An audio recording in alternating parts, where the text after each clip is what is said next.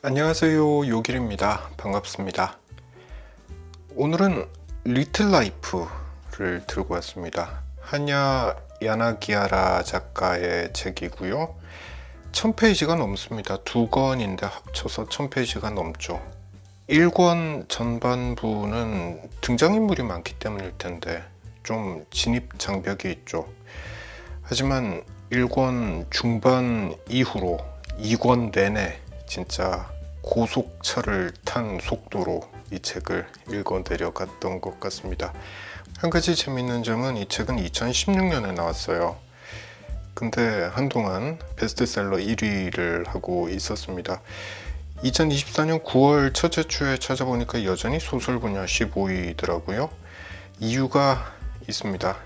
요즘 소설들, 역주행하는 소설들은 대부분 다 그럴 텐데 SNS 덕분이죠. 쇼츠에 사람들이 이 책을 읽으면서 울고 있는, 통곡을 하는 네, 이런 영상을 굉장히 많이 볼 수 있었죠. 한동안 저도 이런 영상을 보고 나서 야, 이 책 도대체 뭐길래 사람들이 이렇게 오열을 하나, 그 궁금증 때문에 읽어봐야지, 네, 그 생각을 하고 있었습니다. 근데 읽어보고 나니까 든 생각, 첫 번째는 이거예요. 이런 스토리 많지 않나? 네, 그 생각 해봤습니다. 성공서사를 갖고 있는 주인공의 경우에는 대부분 다 그렇지 않습니까? 불우한 성장 배경을 가지고 있죠. 이 책의 주인공 주드 같은 경우는 불우하다라고 말을 하기엔 좀 부족합니다. 극악한 성장 환경을 가지고 있었죠. 이런 소년이 온갖 고난을 헤치고 성공을 이뤄냅니다. 네, 이런 소설은 굉장히 많죠. 하지만 지속되는 트라우마가 있고요. 결국엔 점점점. 네, 이렇게 이어지는 소설들 그간 많이 봐왔죠. 이 소설도 이런 스토리 라인만 봐가지고는 새로운 게 없습니다. 근데 너무 재밌게 읽을 수 있죠.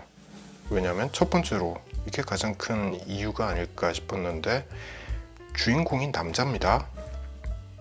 무슨 말을 하려는 거냐면 보통의 경우에 성적 착취의 대상이 되고 아주 극악한 환경에서 살아남는 주인공들은 여자였죠. 여자. 그게 우리가 갖고 있는 스테레오타입입니다. 근데 이 소설에선 남자가 성적 착취의 대상이었죠. 이게 굉장히 특이하게 와닿았다라는 게 첫 번째고요. 그리고 두 번째가 동성애가 배경이라는 건데 지금이야 뭐 동성애가 배경인 게 새롭진 않죠. 근데 이 책이 처음 나왔던 게 미국에서 2015년입니다. 그때만 하더라도 대중적인 인기를 얻은 소설들 중에 동성애가 이렇게 자연스럽게 녹아있는 소설이 있었나 라는 생각을 해보게 됩니다. 자연스럽게 녹아들었다라는 게 제가 말하고자 하는 바인데요. 주드의 친구들이 동성애를 어떻게 받아들이느냐, 이게 제 관심사는 아니었습니다. 왜냐하면 젊은 친구들 사이에선 동성애가 이젠 자연스럽게 받아들여지는 경우가 많으니까요.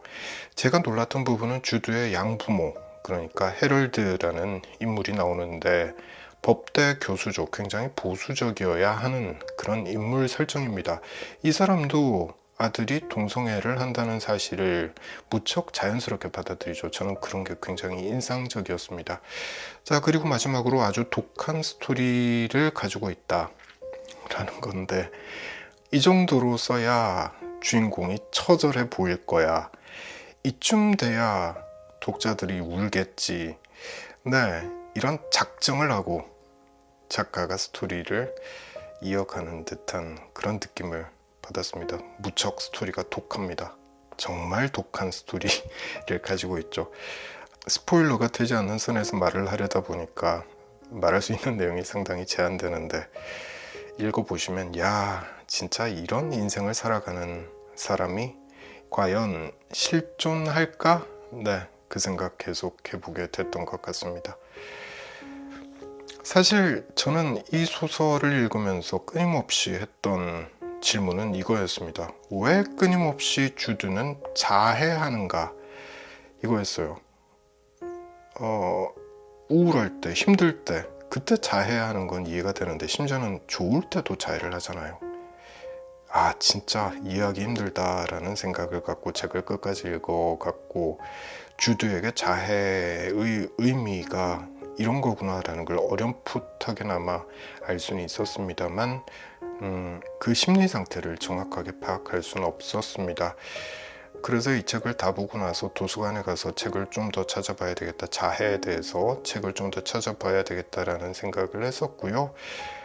도서관에 가서도 사실 좀 많이 놀랐습니다. 제가 이 책 읽어보고 싶어 라고 찾은 책이 자해라는 키워드로 찾은 책이 한 6권 정도 됐었는데요.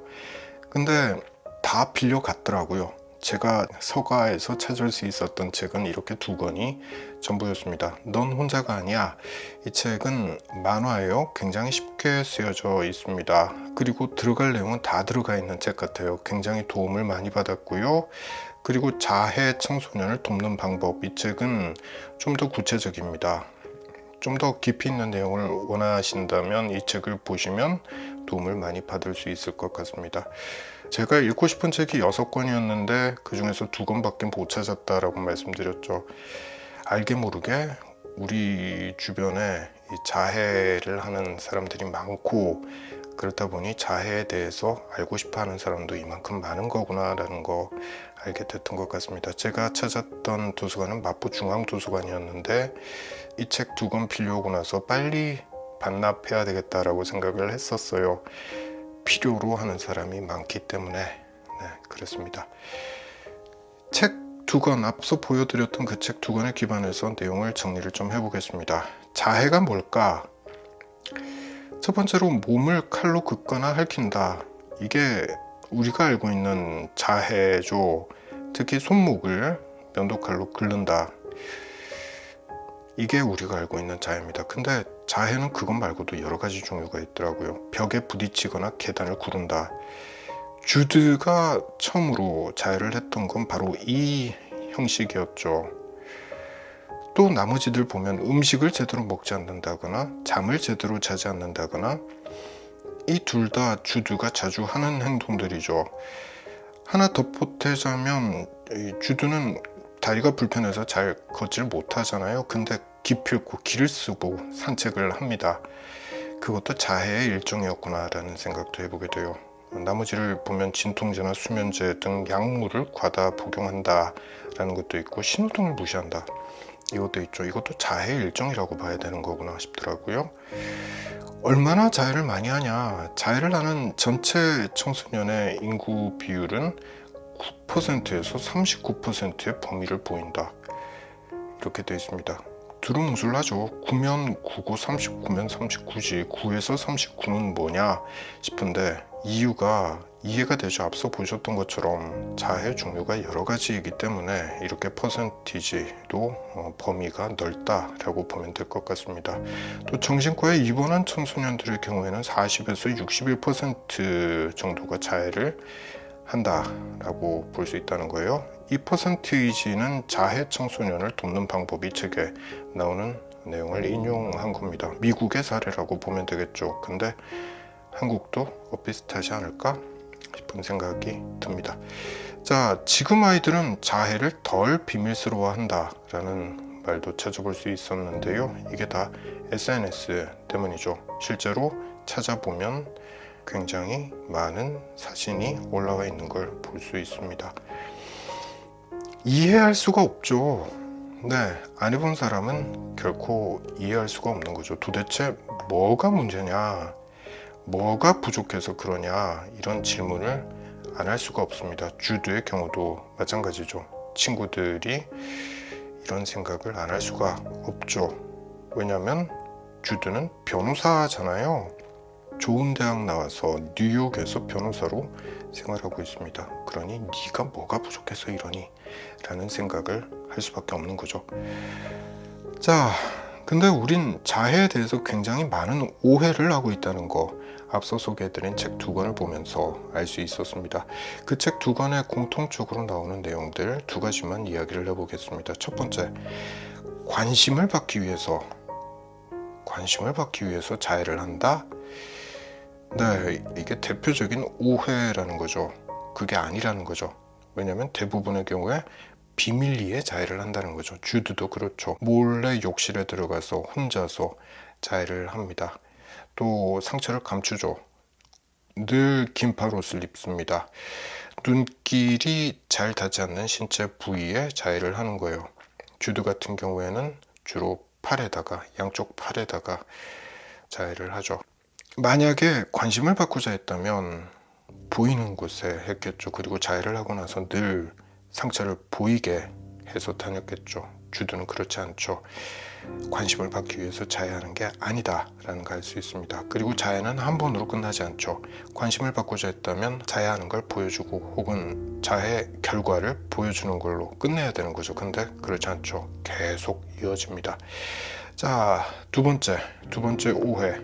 자해와 자살을 동일시하는 경우가 많죠. 자해했어 그러면 자살하려고 했구나 라고 생각을 한다는 거예요. 그럴 수밖에 없는 게 자해했어 그러면 우리한테 제일 먼저 떠오르는 이미지는 손목을 면도칼로 긋는 행위입니다. 깊게 그으면 혈관이 잘리니까 이건 진짜 자살 시도인 거예요. 근데 자해는 그렇지 않더라고요. 살짝 그어서 피가 나오는 선에서 끝을 냅니다. 그게 자해라고 보면 이건 자살 시도는 아닌 거죠. 실제로 자살을 하려고 자해하는 비율은 약 10% 정도라고 하고요. 또 자해는 살기 위해서 하는 경우가 많다라고 책에는 나와 있습니다. 다음 시점까지 버틸 수 있는 힘을 얻기 위한 수단이라는 거죠. 진짜 이 말 처음 듣는 사람은 이해하기 힘들 겁니다. 저도 그랬어요. 근데 주드의 삶을 이 책에서 쭉 들여다보니까 주드는 살기 위해서 자해를 하는 거구나 라는 거 알 수가 있죠. 대부분의 경우도 다 이렇다는 거예요. 하지만 자해를 해본 사람이 자살을 시도할 위험성이 더 높다라는 거, 이건 사실이라고 합니다. 특히 자해의 원인이 되는 경험과 감정이 정리되지 않았을 때 더 그렇다라는 말을 책에서 하고 있습니다. 그럼 누가 자해를 하느냐? 자해는 어떤 사람이 하느냐? 성적인 학대 혹은 육체적인 학대를 당한 경험이 있는 사람이 자해를 한다 라고 되어 있습니다. 감정적인 고통을 받는 거죠. 성적인 학대를 당하면서 육체적인 학대를 당하면서 감정적인 고통을 받는 겁니다. 이런 사람들이 자해를 하는 거예요. 그리고 어떤 경우는 툴툴 털고 살아가는 사람도 있습니다. 하지만 남들보다 감정적으로 민감한 사람들의 경우에는 견디질 못해서 자해를 하게 된다라는 것도 알 수 있습니다. 이 그림을 보면 아이가 하나 있죠. 내면아이라는 표현을 씁니다. 어릴 때 성적인 혹은 육체적인 학대를 당했을 때 그 당시 감정과 고통스러운 기억, 이걸 고스란히 다 갖고 있는 아이가 우리 마음속엔 살고 있다는 거예요. 우리 무의식 속에 이런 아이가 존재한다는 거죠. 그걸 내면아이라고 부릅니다. 이 내면아이를 잘 돌보지 못할 경우에 계기가 있을 때마다 이 내면아이가 겪었던 그 학대 당할 때 감정이 고스란히 살아나서 발현된다는 거죠. 그 사례 중 하나가 바로 자해일 수 있다라는 말을 심리학자들은 하고 있습니다. 주드의 경우에 자해의 시작은 이랬습니다. 팔부터 면도칼로 그은 게 아니었죠. 주드가 어릴 때 수도사 한 명이랑 여관방을 전전하고 살 때가 있었습니다. 그 수도사 진짜 나쁜 놈이죠. 어느 날 주드는 계단을 내려오다가 그 여관방의 계단을 내려오다가 미끄러져서 쿵쿵쿵 떨어지게 됩니다. 그때 느꼈던 색다른 기분이 있었던 거예요. 당시 주드가 느꼈던 기분, 문장으로 잠시 읽어보겠습니다. 그는 지난 몇 주 동안 그렇게 살아있는 기분이 든 게 처음이었다. 살아있는 기분이라고 표현하고 있죠. 추락 속의 어떤 것, 그 새로운 고통에는 치유적인 데가 있었다. 그건 정직한 고통, 깨끗한 고통, 수치나 더러움이 없는 고통이었고 몇 년 동안 느낀 것과는 다른 감각이었다. 이때 주드가 어떤 일을 당하고 있었는지를 알게 되면 주드가 왜 정직한 고통, 깨끗한 고통, 수치나 더러움이 없는 고통이라고 표현하는지 알 수가 있는데요. 이걸 구체적으로 이야기하면 스포일러가 될 수 있기 때문에 그렇게 하진 않도록 하겠습니다. 어쨌거나 주드는 계단을 굴러떨어질 때 새로운 고통을 겪었고 이건 치유적인 데가 있더라 라는 느낌을 받았다라는 거죠. 이후에 주드는 벽에 달려가서 부딪히는 자해를 시작합니다. 자해의 시작은 그거였어요. 좀 읽어볼게요. 그는 자기를 다시 세팅하고 있었다. 순수한 뭔가로 되돌리고 있었다. 자신이 한 짓에 대해 스스로 벌을 내리고 있었다. 그러고 나면 장거리 질주를 하고 구토를 한 것처럼 기분이 나아지고 힘이 났고 방으로 돌아갈 수 있었다. 이게 자해의 시작이에요. 그러고 나서 팔을 면도칼로 긋는 자해를 배우게 되죠. 자, 이제 앞서 소개해드린 두 권의 책에 나오는 내용들을 통해서 왜 자해를 하는지 그 이유를 몇 가지 살펴보도록 하겠습니다. 첫 번째는 도피입니다. 도피. 걱정들로부터 탈출할 수 있다. 잠깐이나마 탈출할 수 있다 라는 거예요. 주드도 마찬가지죠. 두 번째는 감정과 관련이 있습니다. 분노, 슬픔, 놀람, 두려움, 혐오, 부끄러움, 질투 이런 감정들이 터지기 직전인 거예요. 조금만 더 있으면 미쳐버릴 것 같아요. 바로 그때 그 감정을 누그러뜨리기 위해서 자해를 하게 된다라는 거죠. 세 번째는 살아있다는 느낌을 받기 위해서 자해를 한다라는 겁니다. 무감각하고 텅 빈 느낌으로 죽을 것 같을 때, 나의 존재 자체가 너무나 무의미하게 느껴질 때, 그래서 죽을 것 같을 때, 그때 몸에 상처를 내고 피를 보면 살아있음을 느끼게 된다라는 겁니다. 네 번째로 감정의 고통을 신체의 고통으로 전환하기 위해서 자해를 한다라는 거예요. 마음이 너무 아파요. 그때 팔을 그으면 몸이 아프죠. 팔이 아파요. 근데 그 팔의 고통 덕분에 마음의 고통을 잠시나마 잊게 된다라는 거죠. 다섯 번째는 처벌입니다. 스스로를 처벌하는 거죠. 난 왜 이것밖에 못해? 라는 생각을 하게 되고 그 생각은 날 탓해야지 누굴 탓하겠어 라는 생각으로 이어지고요. 자, 그게 벌 받아야 돼 라는 결론으로 이어지게 된다는 겁니다. 그래서 자해를 하게 된다는 거죠. 반복되는 자해는 습관이 됩니다. 습관이 되다 보면 자해를 멈출 수가 없게 되는 거죠. 기분이 좋아도 슬퍼도 자해를 하게 된다라는 거죠. 주드가 자해하는 이유를 좀 길게 스스로가 설명하는 대목이 나옵니다. 앤디와 대화를 할 텐데요. 친구이자 의사 선생이죠. 주드의 몸에 대해서 굉장히 잘 알고 있는 사람입니다. 그리고 앤디는 주드에게 아주 직설적인 질문을 많이 던지는 사람입니다. 그 질문 중에 하나가 넌 왜 자해를 하니? 인 거예요. 여기에 대해서 주드가 답변하는 내용입니다. 좀 읽어볼게요.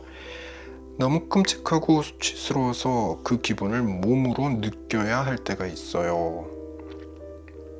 네, 너무 끔찍하고 수치스럽다. 그럴 때 자해를 한다는 거죠.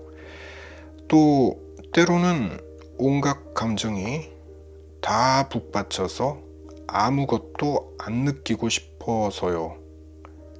그러면 그런 걸 몰아내는데 도움이 돼요.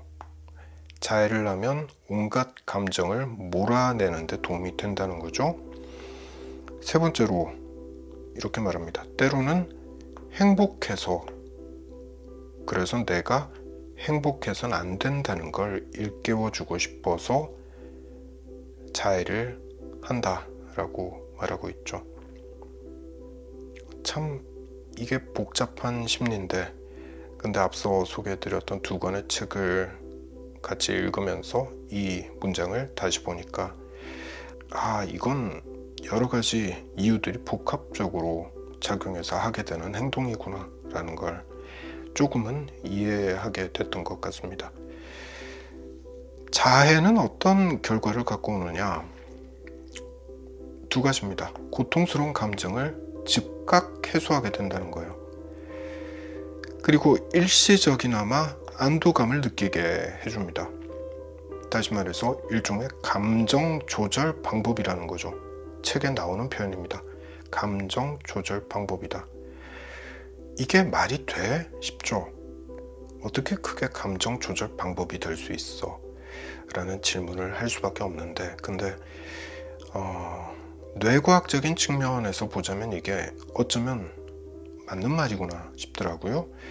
자해 청소년을 돕는 방법, 이 책에 나오는 내용인데요.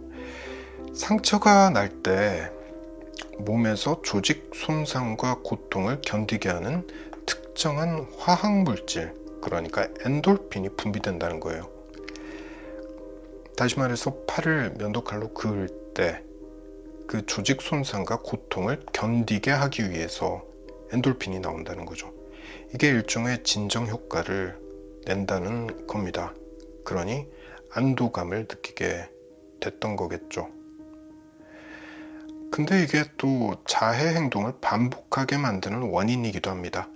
처음엔 작은 양의 엔돌핀만으로도 진정이 됐는데 나중엔 엔돌핀 양이 좀 더 늘어나야지 진정이 되는 거죠. 그러니 자꾸 팔을 면도칼로 긋게 되는 것이다. 이렇게 이해할 수 있는 거죠. 자, 그리고 두 번째는 고통 상쇄 이론이라고 되어 있는데요. 몸의 고통을 관장하는 뇌 부분이 정서적인 고통도 관장한다는 거예요. 부위가 같다는 거죠. 우리 뇌에서 고통을 관장하는 부위가 있는데 이 부위는 몸의 고통도 관장하지만 정서적인 고통도 관장한다는 겁니다. 그러니 정서적인 고통을 겪는 시기에, 다시 말해서 내 마음이 너무나 힘들고 슬프고 이럴 때 조직 손상을 입게 되면, 다시 말해서 손목에 면도칼을 대게 되면 이때 우리 뇌는 육체적인 고통으로 초점을 전환하게 된다는 거죠. 다시 말해서 마음의 고통에 신경 쓰는 게 아니라 몸의 고통에 신경을 쓰는 쪽으로 초점이 전환된다는 거죠. 고통이 상쇄된다 라는 이론이라고 요약할 수 있겠습니다. 자해를 하고 나면 그럼 감정 상태는 어떻게 변화하느냐, 이것도 살펴보면 우선 안도감을 느낀다고 했죠. 근데 이걸로 끝나면 좋을 텐데 그렇지가 않더라고요. 후회를 하게 되고요, 죄책감을 느끼게 된다고 합니다. 그리고 무엇보다 외로움을 느끼게 된다고 해요. 이게 무슨 말이냐면 누구도 내가 자해하는 행동을 이해하지 못할 것이라고 생각한다는 거죠. 그러니 외로운 거죠. 자해하는 사람은 외로움이라는 감정을 느낀다는 거, 이게 굉장히 중요한 포인트인 것 같습니다. 결국엔 누군가가 내 이야기를 들어줄 사람이 있어야 하는 거죠. 그러면 해법이 될 수 있겠구나 라는 생각으로 이어지게 되는 거죠. 어떻게 도울 수 있을까? 네, 그 이야기를 좀 더 해보겠습니다. 그가 직접 이야기하도록 해줘야 한다 라는 거예요. 이게 첫 번째입니다. 주드가 자기가 겪은 바를 직접 스스로 이야기할 수 있도록 해줘야 한다라는 거죠. 이 말을 처음 했던 사람이 애너죠. 사회복지사로 나옵니다. 소설에. 애너가 이야기하죠. 넌 언젠가는 네 이야기를 어떤 식으로든 해야 해. 그래야 살 수 있어. 살아갈 수 있어. 라는 말을 하죠. 그렇습니다. 내면아이라는 이야기 앞서 했는데요. 그 내면아이가 자기 이야기를 할 수 있도록 해줘야 되는 거예요. 그래야 치유가 시작됩니다. 그 이야기를 하는 거예요. 또 이야기를 하면서 그도 자신을 더 잘 이해할 수 있게 된다. 이게 무슨 말이냐면 상처받은 사람은 자기가 무슨 상처를 받았는지 그 감정 상태가 어떠한지를 잘 모른다고 해요. 요건 좀 이따 다시 이야기를 해볼게요. 또 그가 직접 이야기를 하기 시작하면 그 이야기를 듣는 사람도 그를 더 잘 이해할 수 있게 된다라고 말을 합니다. 핵심은 이야기인 거예요. 내가 겪은 바를 이야기할 수 있는 여건이 마련돼야 한다. 그게 도울 수 있는 최선의 방법이다 라는 겁니다. 자, 근데 앞서 좀 이따가 이야기를 구체적으로 해보겠다라고 했던 부분인데요.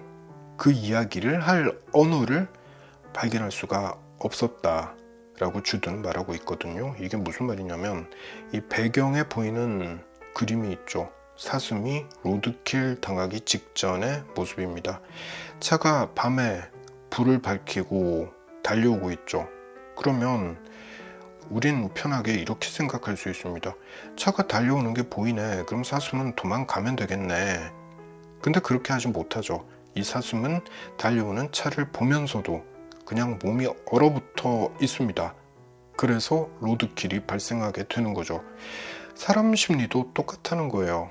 어떤 어마무시한 큰 충격적인 사건을 겪고 나면 그 사람은 얼어붙어 버립니다. 그때 그 기억과 감정 상태가 그대로 얼어붙어 버리는 거예요. 그게 내면아이인 거죠. 이 내면아이는 자신의 상태를 설명할 수 있는 언어를 찾을 수가 없습니다. 내가 나의 마음 상태를 말로 표현할 수가 없다는 거죠. 내 이야기를 할 수 없으니 옆에 있는 사람도 얘가 왜 이러는지 알 수가 없게 되는 거죠. 자, 그럼 어떻게 해야 되느냐? 결국엔 가장 현실적인 방법은 병원을 찾는 거죠. 혹은 심리 상담사를 찾는 거죠. 전문가들이 제일 잘 알기 때문에 그렇습니다. 옆에서 부모가 혹은 친구가 해줄 수 있는 일에는 한계가 있다는 뜻입니다. 주두의 경우도 상태가 심각하다 싶을 땐 병원에 입원을 시키죠. 정신병원에 입원을 시키는 거예요. 그리고 상담도 받고 약물 치료도 받고 그러면서 상태가 호전되면 다시 퇴원해서 일상을 살고 그런 사이클을 후반부에 갈수록 많이 보여주죠. 최근에 무척 재밌게 봤던 드라마가 있는데 정신병동에도 아침이 와요 라는 넷플릭스에서 볼 수 있는 시리즈입니다. 박보영 씨가 주연이었는데 정다은 간호사로 출연하죠.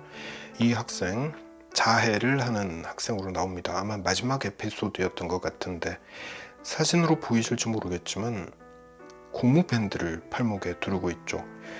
자해를 건강한 방식으로 대체할 수 있도록 유도해야 한다. 이게 가장 현실적인 방법인데 정다은 간호사가 이 학생에게 너 자해하고 싶을 때 이 고무줄을 줄 테니까 이 고무줄을 튕겨서 손목을 아프게 해봐. 그런 이야기를 하죠. 이게 현실적으로 도움이 될까 싶은 생각도 들지만 어쨌거나 건강한 방식으로 자해를 대체할 수 있도록 유도해 나가야 한다라는 점에서는 이것도 괜찮은 대안이 될 수 있겠구나 라는 생각 해봤던 것 같습니다. 핵심은 그거예요. 병원에 가야 된다. 심리 상담을 받아야 된다. 물론 당사자는 거부하죠. 데리고 가는 게 일입니다. 아주 큰 일이죠. 주드만 봐도 알 수 있죠. 병원에서 앤디가 아무리 설득을 해도 정신과 의사를 만나지 않으려고 하죠. 또 약을 계속 거부하죠. 그런 사람 일상생활에서도 많이 볼 수 있죠. 하지만 답은 병원에서 찾아야 된다. 심리 상담사와 함께 찾는 게 정답이다 라는 이야기 하고 싶고요. 또 마지막으로 자해는 하룻밤에 끝나지 않는다 라는 이야기도 하고 싶습니다. 반복되는 일이라는 뜻인데요. 전문가의 도움을 받아서 자해의 횟수와 강도를 줄여나가야 하는 것이지 이걸 하룻밤에 끝낼 수 있는 게 아니라는 뜻이고요. 또 자해의 근본적인 원인을 파악하고 해결해야 한다라는 거, 이게 진짜 중요한 대목이죠. 주드 같은 경우에는 자기 이야기를 해야 하는 거죠. 어릴 때 내가 이런 일을 겪었어 라는 이야기를 하고 나서 좀 좋아지잖아요. 그 이야기를 해야 된다는 거죠. 마지막으로 자해를 멈췄다고 해서 안심해서는 안 된다라는 것도 책에서는 아주 중요하게 이야기하고 있습니다. 자해 경험이 있는 사람의 60%는 다시 자해를 하게 되기 때문이다 라는 거예요. 이게 본인에게는 안정감을 찾을 수 있는 무척 효과적인 방법으로 인식되어 있기 때문에 퇴원을 하고 나서라도 살다가 무슨 안 좋은 일이 있을 때 다시 쉽게 자해라는 수단을 선택하게 된다. 그런 사람이 60%나 된다 라는 말로 이해할 수 있겠습니다. 자, 정리를 좀 해보죠. 리틀 라이프 진짜 재밌게 읽은 소설이고 책 읽으면서 눈물을 흘려본 기억이 별로 없었는데 이 책을 보면서는 그랬습니다. 크게 2번 정도의 계기가 있었던 것 같습니다. 최루성이 굉장히 강한 소설이라는 거 알 수 있고요. 몇 가지 이 책 보면서 정말 와닿았던 부분들 정리하고 끝내도록 하겠습니다. 이 책 보면 버림받고 학대받은 아이의 심리를 너무 잘 알 수 있죠. 부모에게 버림받았습니다. 그리고 줄곧 학대를 받죠. 성인이 되기 직전까지 계속 학대를 받죠. 그렇게 자란 아이의 심리 상태를 너무나 잘 알 수 있어요. 특히나 앞서 잠시 언급했던 수도사와 함께 요감방을 전전하면서 살았을 때 성인들이 주들을 불렀던 호칭들이 있죠. 입에 담기도 싫은 그 호칭들, 그 단어와 자신을 동일시하면서 주드는 자랐던 거예요. 그러니 얼마나 스스로가 작아졌겠습니까? 보잘것없는 인생이라고 스스로를 평가하는 거예요. 주드가 바라는 것은 오직 한 가지입니다. 정상이 되고 싶다. 탑이 아니고 노멀한 삶을 살고 싶다는 거죠. 정상이 되고 싶다. 남들이 가진 걸 나도 갖고 싶다는 거예요. 대표적인 사례가 부모죠. 부모. 버림받았던 기억이 있기 때문에 그 부모를 되찾고 싶은 거죠. 나중에 헤럴드라는 앞서 잠시 언급했던 법대 교수가 주들을 입양하려고 하죠. 성인이 된 주들을 입양하려고 합니다. 그때 주드는 너무나 행복하죠. 이렇게 말합니다. 나에게 일어난 이 일을 이번 한 번만 축하하게 해줘요 라고 말합니다. 너무나 행복해해요. 하지만 그러면서도 너무나 두려워하죠. 만약에 진짜 나를 보고 나면 다들 도망칠 거야, 이런 심리를 가지고 있습니다. 왜냐하면 나는 너무나 보잘것없는 존재이기 때문이다 라는 생각을 하고 있기 때문이죠. 버림받고 학대받은 아이의 심리 상태, 이 책만큼 잘 보여준 소설은 없다라고 단언할 수 있을 것 같습니다. 또 한 가지 제가 진짜 이 책 읽으면서 크게 느꼈던 바인데, 먼저 본문 내용부터 좀 읽어보죠. 두려워서 뱀과 지네가 우글거리는 오물 같은 주드의 과거에 팔을 집어넣어 노란 비닐에 쌓인 그 두꺼운 책, 그가 근본적으로 이해한다고 생각하고 있던 누군가를 설명해줄 그 두꺼운 책을 꺼낼 수가 없었다. 그들 중 누구도, 그도, 멜컴도, 제이비나 리처드나 심지어 헤럴드까지도 그걸 시도해볼 정도로 용감하지 않았다. 다들 자기 손을 더럽히지 않아도 될 다른 이유들을 발견했다. 다른 소리를 하는 사람은 앤디가 유일했다. 앤디는 의사죠. 친구이자 의사로 나오고 주드에게 온갖 질문을 해대는 사람입니다. 너의 이야기를 해야 돼 라는 말을 했던 인물 중 하나이죠. 여기서 그는 월럼이죠. 월럼. 주드와 같이 살게 되는 인물입니다. 그도 이런 용기를 내지 못했다는 거고요.